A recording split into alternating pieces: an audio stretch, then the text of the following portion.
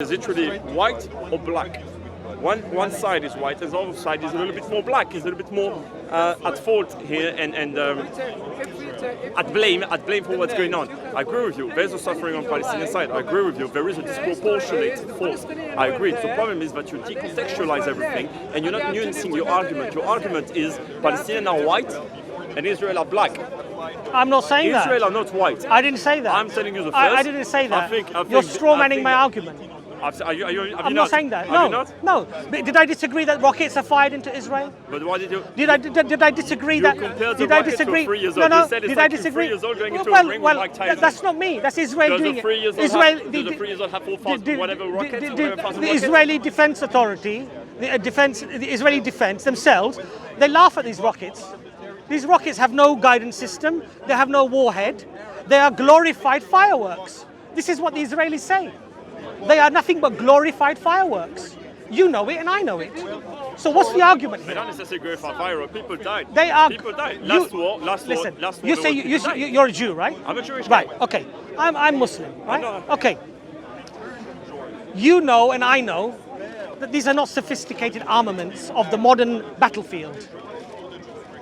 These are nothing but glorified fireworks. They're not sophisticated. That's fair enough. There's no warhead. Doesn't mean you need to diminish the impact that they have. No.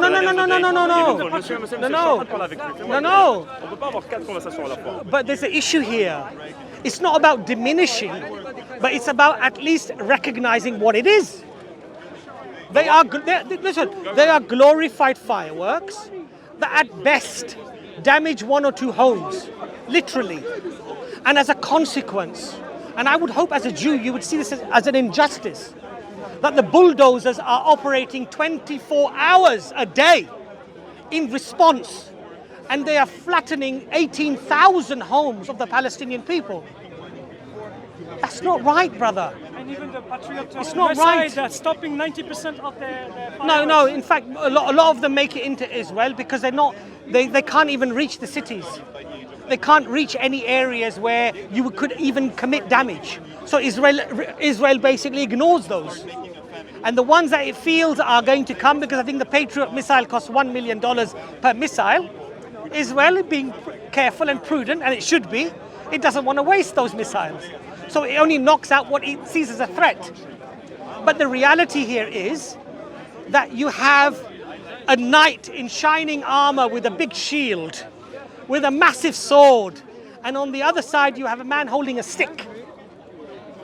And he wants me to say that this is a war. You just said it was a glorified that this is a battle. Hold on, we just admitted no, on the other side. This is not a battle. It's not a war. And so where are you painting now once again the idea? You're just generalizing them as being those people who have for sole mindset and purpose in their life to basically kick as many Palestinians as you can from there is a systematic. And you can see this in reality. You don't have to believe what I'm saying. There is a systematic, from day one, intention to get rid of the Palestinian people and to replace it with a Jewish people, a Jewish state. Is it institutional, or does that come from the population? It comes from institution. And it is backed by many of the population. Because they vote in right-wing governments. Because they vote in right-wing extremist parties. Do you know what happened the last couple of I think Sharon was an extremist and a murderer, quite frankly, and they voted him in. Do you know the division that existed the last election? How many different... Yeah, because there was but that was because of Netanyahu being so corrupt. The people were so dissatisfied with the level of corruption. Agreed. So what did they do? They wanted to punish him. And so as a consequence, many Jews decided that they weren't going to vote for Netanyahu, and they voted there just to punish the government. They actually voted mostly for Netanyahu. He had the most seats at the Knesset, but it's because they did a coalition on the other side to get rid of Netanyahu, which is corrupt. I agree with you. He's corrupt, right? He was corrupt. I agree with you on many things. On many things, I think he's very, very corrupt. But what happened is that there was a coalition on the other side whose sole and only purpose was to get him off. My point, what I'm trying to say, and it's very simple. I'm not as educated as him, neither as you. You seem to be a very educated gentleman. But it's the Israeli population, the Jewish population, is a very segmented population, it's different mindset, different origin, different opinion. I don't deny that. Wait, but you're unifying them under one sole and unique opinion. No. That's what. No. I said when I say the word I say the word Israel, I'm referring to the Israeli government and those that support that government. I'm not saying every Jew, because did you know, I know, that many of the peace advocates for the Palestinian people are Jews. Give me a name. Many, B'Tselem, well-known organization.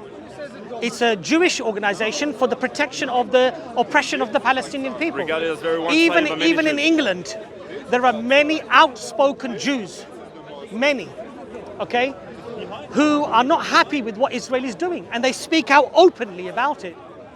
So there are very many, and that's why I don't want this discussion to become a Jewish-Muslim discussion. I don't want it to be about Judaism and Islam. This discussion, there are many good Jews, many good Arabs who want peace. And there are people on both sides, and unfortunately on Israel, the last 70 or 80 years, virtually everyone they voted in wants to simply increase the settlements, take away the Palestinian land, which are illegal under international law, and they just keep expanding and they keep going. And they don't care what the world says. The world says one thing, and they say, whatever, we'll do what we want to do. So how do you make the things better? Tell me. How you make things better is the first thing you do.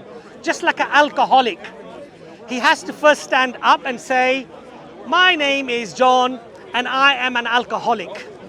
He has to accept that he has a problem. Until you accept you have a problem, you will never have a solution. Israel and the Jewish people who have supported Israel, they need to stand up and they say, look, what happened to the Palestinian people was a great injustice. We recognize it as an injustice. Now, you are our cousins. You Arabs are our cousins. Let us cousins sit down and let's come to some solution where you are compensated for the losses that you've had.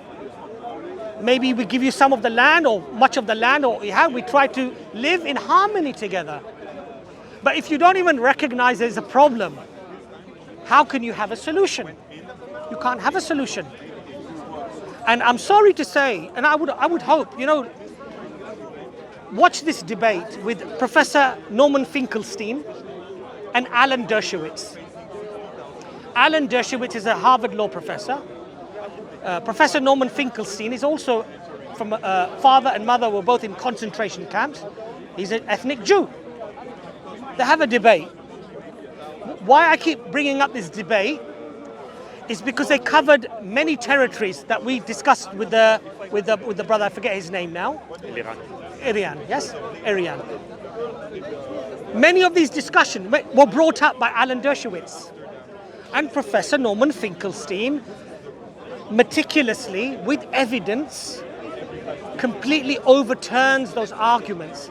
So when Israel claims we don't attack civilians, he brings out reports where people in wheelchairs with a white flag are being shot by the IDF.